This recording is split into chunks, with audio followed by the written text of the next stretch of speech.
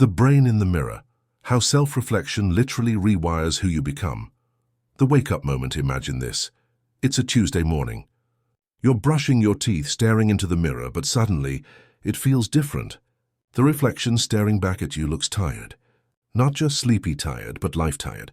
You notice the sag in your posture, the half-hearted way you drag the brush around your mouth, the faint dark circles under your eyes, and it hits you like a punch in the chest.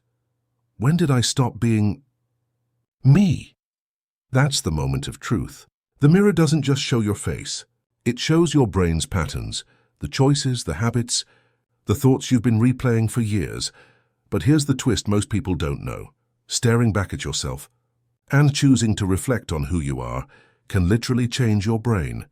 Self-reflection isn't just philosophy, it's neuroscience.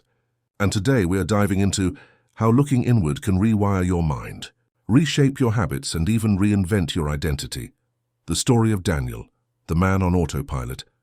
Let me tell you about Daniel. Daniel was 38, a project manager at a mid-sized tech company. On paper, he was doing fine. Steady job, nice apartment, decent salary. But inside, he was running on autopilot. Wake up, coffee, work, emails, Netflix, sleep, repeat. No real joy, no real growth, just survival. One evening, after a particularly draining day, he sat down at his desk. Instead of opening his laptop, he opened a blank notebook, a gift from his sister that had been collecting dust for months. Out of nowhere, he wrote 5 words. I don't know myself anymore. He stared at the sentence for a long time. Something cracked open, and that was the start. Daniel began writing for 10 minutes each night. At first, it was messy venting, complaints about his boss, notes about bills, reminders to buy milk. But soon something shifted. His entries turned into questions. Why do I feel so anxious before meetings? When was the last time I felt proud of myself? Do I even like the career I'm in? Those weren't just questions. They were sparks. Each one nudged his brain to fire in new ways, to connect dots it had ignored for years. And slowly Daniel noticed changes.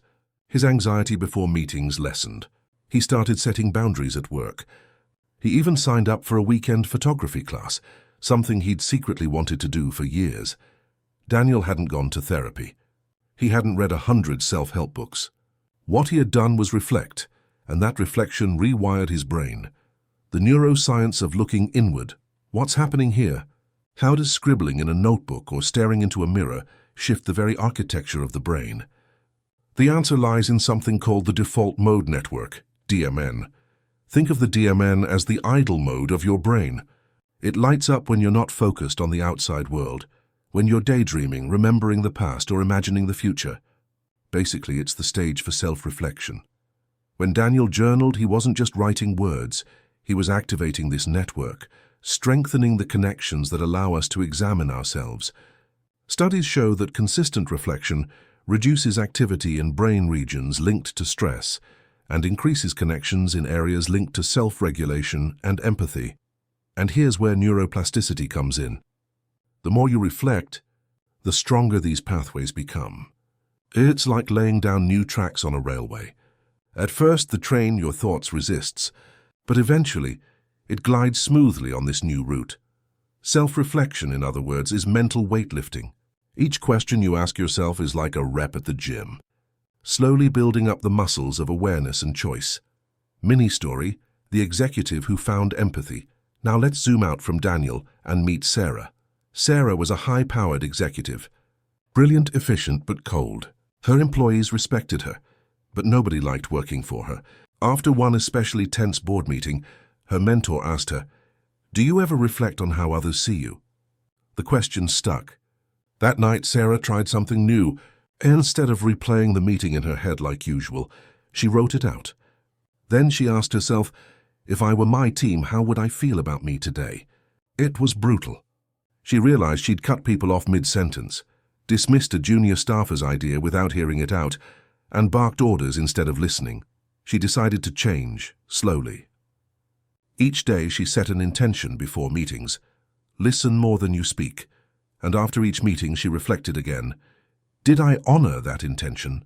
6 months later, her team's feedback was night and day. They described her as approachable, collaborative, and surprisingly compassionate. The brain scans of leaders who practice reflection show something fascinating: growth in the prefrontal cortex, the area responsible for empathy and decision-making. Sarah didn't just change her leadership style. She literally rewired the circuits that made her more human. Reflection as a tool against anxiety.